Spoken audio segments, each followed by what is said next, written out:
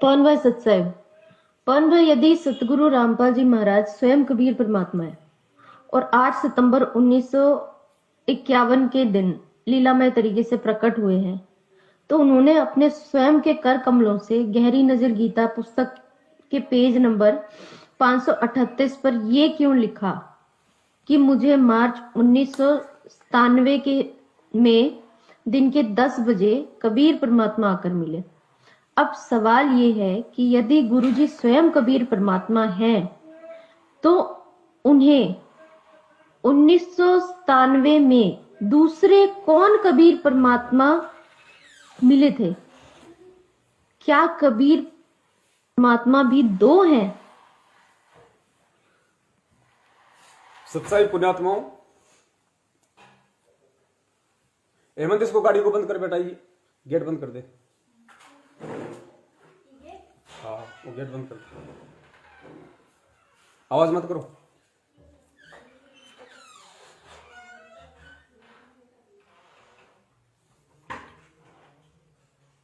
तो पुण्यात्माओं, जो पहला सवाल है बहन का, वो बहन ने ये किया है कि यदि सतगुरु रामपाल जी महाराज जी स्वयं कबीर परमात्मा हैं और 8 सितंबर 1951 के दिन लीलामय तरीके से प्रकट हुए हैं, तो उन्होंने अपने स्वयं के कर कमलों से गहरी नजर गीता पुस्तक के पेज नंबर 538 पर यह क्यों लिखा कि मुझे मार्च 1997 में दिन के 10 बजे कबीर परमात्मा आकर मिले। अब सवाल यह है कि यदि गुरुजी स्वयं कबीर परमात्मा है, तो उन्हें 1997 में दूसरे कौन कबीर परमात्मा मिले थे? क्या कबीर परमात्मा भी दो हैं? यह बहन का सवाल है।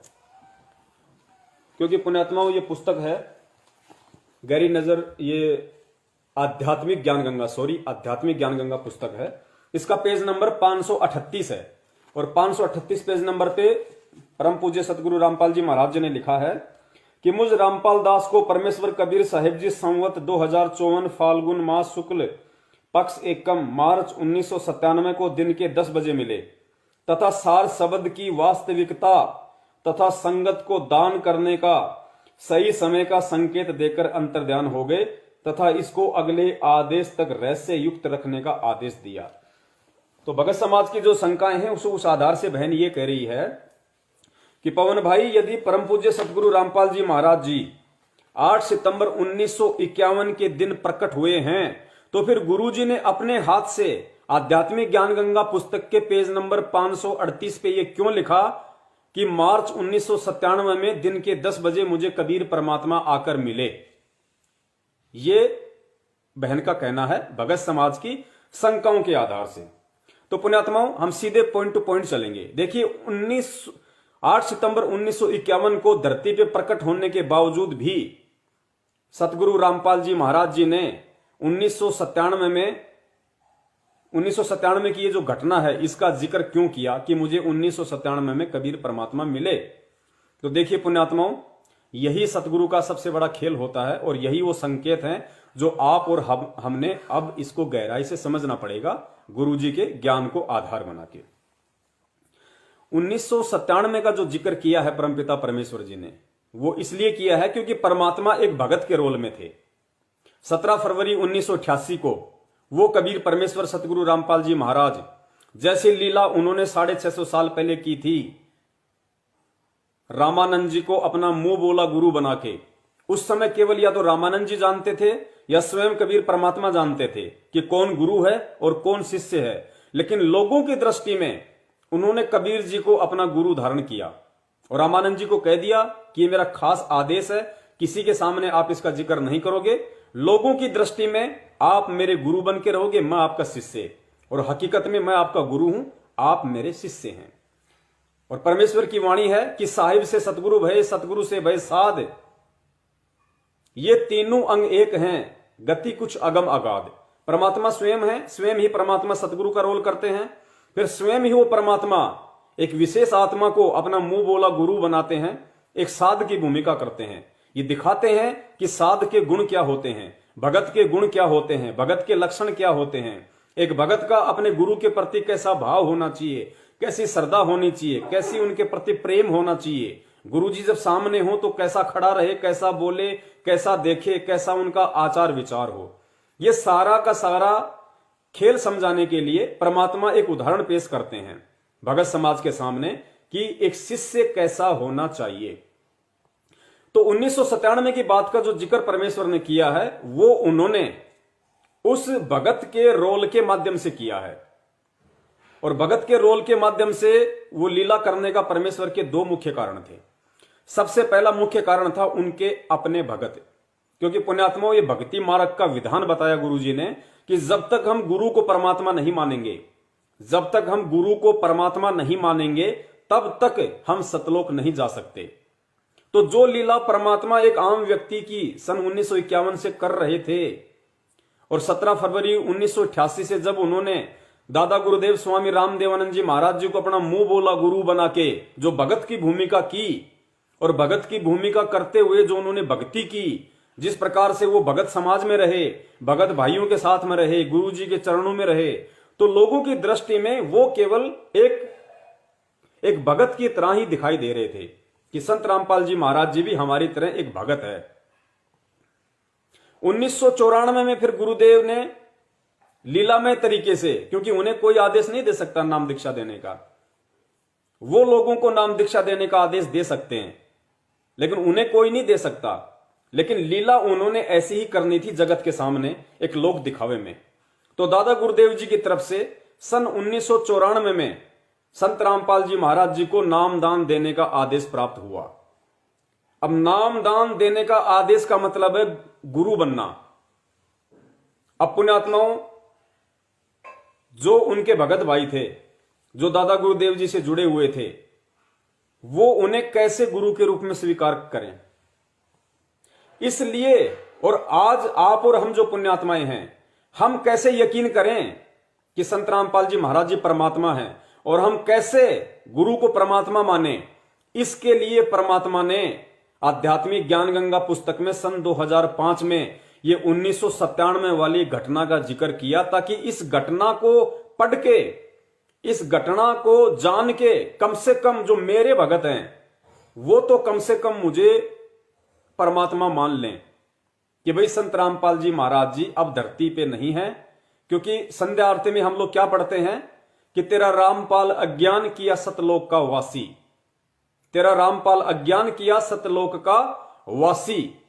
सतलोक के वासी वो कब हुए, कैसे हुए, इस बात को परमात्मा ने पॉइंट में समेट के रख दिया। और वो पॉइंट है सन 1997 की घटना कि मेरे जो भगत हैं, मेरे भगत कम से कम मुझे इस पॉइंट को आधार बना के ही परमात्मा मान लेंगे कि भाई एक तरफ तो संध्या आरती में लिखा है कि तेरा रामपाल अज्ञान किया सतलोक का वासी, अर्थात संत रामपाल जी महाराज जी जो सतलोक के वासी हो चुके हैं, संत रामपाल जी महाराज सतलोक जा चुके हैं।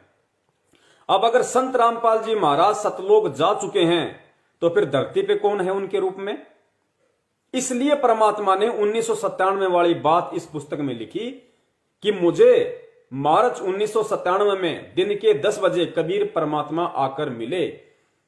और यहां से मेरे भगत ये आइडिया लगा लेंगे कि भाई 1997 में जब कबीर परमात्मा संत रामपाल जी महाराज जी को आके मिले, उसी क्षण संत रामपाल जी महाराज जी की आत्मा को उन्होंने सतलोक भेज दिया। और उसके बाद से 1997 से खुद वो कबीर परमात्मा संत रामपाल जी महाराज जी के रूप में धरती पे प्रकट है। कम से कम इस पॉइंट को आधार बना के, इस बात को आधार बना के मेरे जो अपने भगत हैं उनको ये विश्वास हो जाएगा कि संत रामपाल जी महाराज जी, जिनको हम मानते हैं कि 8 सितंबर 1951 में उनका जन्म हुआ, 17 फरवरी 1988 को उन्होंने दादा गुरुदेव से नाम दीक्षा ली और 1997 में उनको कबीर परमात्मा मिले, उसी क्षण उनको सतलोक भेज दिया और उनके शरीर को वो कबीर परमेश्वर ही काम में ले रहा है। अर्थात 1997 से संत रामपाल जी महाराज जी का रोल खत्म, उनका किस्सा खत्म। 97 से धरती पे कबीर परमात्मा प्रकट हैं। तो कम से कम जो मेरे भगत हैं वो इस बात को आधार बना लेंगे, उनको पक्का यकीन हो जाएगा कि भाई अब धरती पे 1997 के बाद संत रामपाल जी महाराज जी नहीं है। आज अगर धरती पे उनके रूप में कोई है तो साक्षात कबीर परमात्मा है। मेरे भगत इस बात को आधार बना लेंगे और इस बात को आधार बना के फिर वो मुझे परमात्मा की दृष्टि से देखेंगे, फिर वो मुझे परमेश्वर की दृष्टि से देखेंगे कि संत रामपाल जी महाराज जी का तो केवल ये चोला है, बाकी तो कबीर परमेश्वर ही धरती पे मौजूद हैं। इस आधार से भी यदि उन्होंने मुझे अर्थात गुरु को परमात्मा मान लिया तो भी मैं उनका बेड़ा पार कर दूंगा। ये पॉइंट था पहला अपने भक्तों के लिए। दूसरा पॉइंट था जगत वालों के लिए। जगत वालों के लिए कैसे? ये ज्ञान लोग सुनेंगे, समझेंगे, गुरुजी से कोई नाम दीक्षा भी ले लेगा, कोई नहीं भी लेगा। जो नाम दीक्षा नहीं लेगा और सत्संग सुन रहा है उसके मन में शंका उठेगी कि भाई संत रामपाल जी महाराज कहां से परमात्मा हो गए, संत रामपाल जी महाराज जी कहां से भगवान हो गए। तो उन जगत वालों के लिए ये पॉइंट काम आएगा। इस पॉइंट को पकड़ के वो जगत वाले भी ये मानेंगे कि वास्तव में अब धरती पे कौन है और कौन ज्ञान दे रहा है। क्योंकि जगत वालों को ये हो जाएगा, जगत वाले ये नहीं मानेंगे कि संत रामपाल जी को 1997 में सतलोक भेज दिया और 1997 के बाद उनके रूप में कबीर परमात्मा है। ये जगत वाले नहीं मानेंगे। जगत वाले केवल इस बात को इतना आधार बनाएंगे कि इस पुस्तक में जो लिखा हुआ है कि 1997 में मार्च में दिन के 10 बजे मुझे कबीर परमात्मा मिले, सार शब्द की वास्तविकता बताई, तो जगत वालों को यह विश्वास हो जाएगा कि चलो भाई संत रामपाल जी महाराज जी थे आज से पहले, लेकिन 1997 में उनको कबीर जी आके मिले और कबीर जी ने उनको फिर ये सारे ज्ञान की वास्तविकता बताई, तत्व ज्ञान की वास्तविकता बताई, भक्ति की जानकारी बताई, उनको सारनाम दिया, उनको सार शब्द दिया। तो अब संत रामपाल जी महाराज जी को कबीर परमात्मा मिलने के बाद अब इनके पास में पूरा ज्ञान है, अब इनके पास में पूरा समाधान है सतलोक भेजने का। तो जगत वाले इस पॉइंट को आधार बना लेंगे। इसलिए सतगुरु रामपाल जी महाराज जी ने सन 2005 में आध्यात्मिक ज्ञान गंगा पुस्तक के पेज नंबर 538 पे ये 2 पॉइंट उन्होंने लिखे। ये केवल एक पॉइंट है, ध्यान रखना। दूसरा पॉइंट क्या है? 1997 वाली घटना का जिक्र करने का दूसरा पॉइंट क्या है? दूसरा पॉइंट यह है पुण्यात्माओं कि आज से 650 साल पहले जब परमात्मा धरती पे आए थे तो परमात्मा ने धर्मदास जी के माध्यम से जो कबीर सागर लिपिबद्ध करवाया था, तो उस समय परमात्मा ने वाणियां लिखवाई थी कि 5000 और 500 जब कलयुग बीत जाए, महापुरुष फरमान तब जग तारण को आए। कि धर्मदास आज मैं तुझे जो ये वाणियां लिखवा रहा हूं, और जब से ये कलयुग शुरू हुआ है, द्वापर के बाद में जब से कलयुग शुरू हुआ है, तब से लेके धर्मदास 5500 वर्ष बीत जाने पे आज मैं तुझे जो ये बातें लिखा रहा हूं, ये बातें सच साबित होंगी, सत्य साबित होंगी। यानी जब कलयुग के 5500 वर्ष पूरे बीत जाएंगे, उसके बाद में धरती पे वो महापुरुष आएगा, अपने ज्ञान का प्रचार करेगा। तो परमेश्वर ने 650 साल पहले धर्मदास जी के माध्यम से कबीर सागर में जो वाणी लिखवाई थी कि 5000 और 500 जब कलयुग बीत जाए, महापुरुष फरमान तब जग तारण को आए, और जब आवे 5500 पांचा, तब ये वचन मेरा होगा साचा। तो 650 साल पहले कबीर परमेश्वर ने धर्मदास जी के माध्यम से जो वाणी लिखवाई थी 5505 वर्ष पूरी होने की, उस वाणी को सही साबित करने के लिए, उस वाणी को परमात्मा ने चरितार्थ करने के लिए ये 1997 वाली घटना का जिक्र किया। क्यों? क्योंकि 1997 में कलयुग के 5505 वर्ष पूरे होते हैं, और उस वाणी के अकॉर्डिंग, उस वाणी के अनुसार परमात्मा ने धरती पे प्रकट होना था और अपना यथार्थ 13वां कबीर पंथ चलाना था। इसलिए 1997 की जो घटना जो लिखी है गुरुदेव ने, इस घटना को लिखने का दूसरा पॉइंट था 650 साल पहले परमात्मा ने जो वाणियां लिखवाई थी, उन वाणियों को सत्य साबित करना था परमात्मा ने, वरना वो वाणियां झूठी हो जाती परमात्मा की। इसलिए परमेश्वर ने 1997 वाली इस घटना को अपनी पुस्तक में लिपिबद्ध किया कि 1997 में वो महापुरुष जग का उद्धार करने के लिए, जग को तारने के लिए धरती पे प्रकट होगा। अब पुण्यात्मा विचार आपने ये करना है, इसलिए हम कहते हैं कि 8 सितंबर 1951 को कबीर परमात्मा धरती पे प्रकट हुए। अब आपको ये चीजें समझ में आएंगी। उस वाणी के अनुसार कबीर परमात्मा को धरती पे प्रकट कब होना था? जब आवे 5505 तब ये वचन मेरा होगा साचा, 1997 में। 5000 और 500 जब कलयुग बीत जाए, महापुरुष फरमान तब जग तारण को आए। यानी वो जो महापुरुष है, महापुरुष कौन? वो कबीर परमात्मा। वो कबीर परमात्मा, वो महापुरुष धरती पे कब प्रकट होगा? 5000 और 500 जब कलयुग बीत जाए, महापुरुष फरमान तब जग तारण को आए। वो महापुरुष उस समय आएगा जब कलयुग के 5505 वर्ष पूरे हो जाएंगे। और कलयुग के 5505 वर्ष कब पूरे हुए? 1997 में। अब पुण्यात्माओं विचार करो, परमात्मा तो समर्थ है, वो तो जब चाहे, जिस समय चाहे और जिस अवस्था में चाहे, जिस उम्र में चाहे प्रकट हो सकता है। लेकिन अगर ये कबीर परमात्मा 1997 में अपने युवा रूप में प्रकट होते, क्योंकि 1997 में परमात्मा ने प्रकट होना था, अगर 1997 में संत रामपाल जी महाराज जी अचानक से प्रकट हो जाते तो पुण्यात्माओं उन्हें कौन परमात्मा मानता? क्या आप और हम उन्हें भगवान मान लेते? 1997 में अगर वो एकदम से आके अगर वो प्रकट होते तो, जैसे बेई नदी पे परमात्मा नानक जी को मिले, मथुरा में परमात्मा धर्मदास जी को जिंदा महात्मा के रूप में अचानक से प्रकट होके मिले, अगर 1997 में वो कबीर परमात्मा अचानक से प्रकट हो जाए किसी भी रूप में, चाहे संत रामपाल जी महाराज जी का रूप हो, चाहे आपका रूप हो, चाहे मेरा रूप हो, वो तो कोई भी रूप बना सकता है। अगर अचानक से वो परमात्मा उस वाणी के अकॉर्डिंग अगर 5505 वर्ष पूरे होते ही, और 5505 वर्ष पूरे होते हैं 1997 में, अगर अचानक से वो परमात्मा 1997 में प्रकट होता है तो पुण्यात्माओं आप खुद विचार करना, उनको भगवान कौन मानेगा? लोग ये कहेंगे, अरे भाई ये कौन है? इस महापुरुष को ना कभी देखा, ना कभी किसी के मार्फत इनके बारे में हमने कोई बात सुनी, ये अचानक से कहां से आ गए? क्या उन्हें कोई परमात्मा मानता? उन्हें जादूगर मान लेते लोग।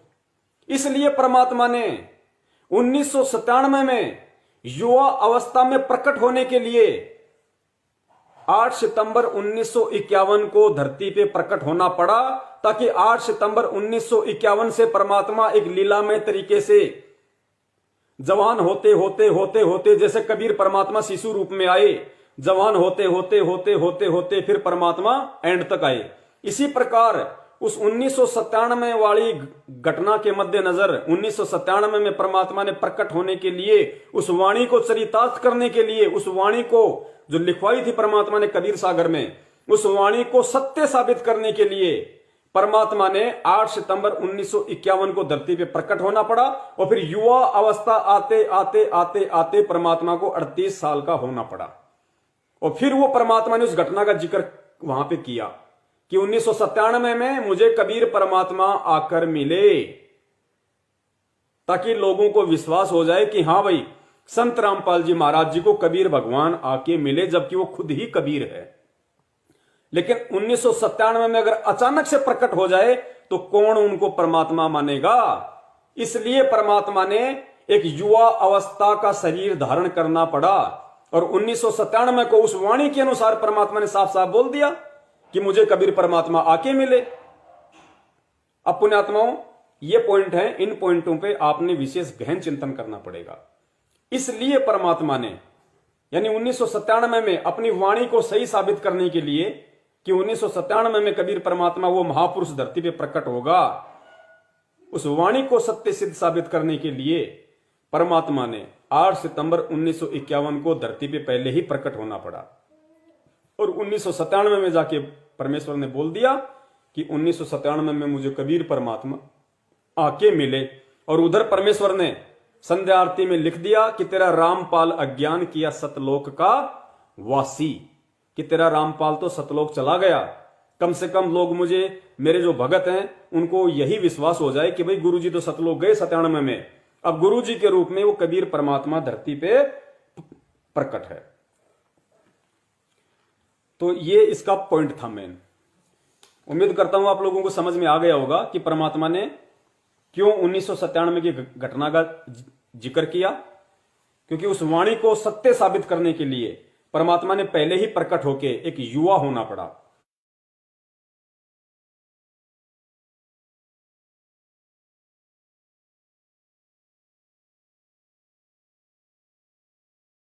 तन मन शीस ईस अपने पे, तन मन शीस ईस अपने पे, पहले में चोट चढ़ावे जब कोई राम भक्त गत पावे हो जी, जब कोई राम भक्त गत पावे हो जी।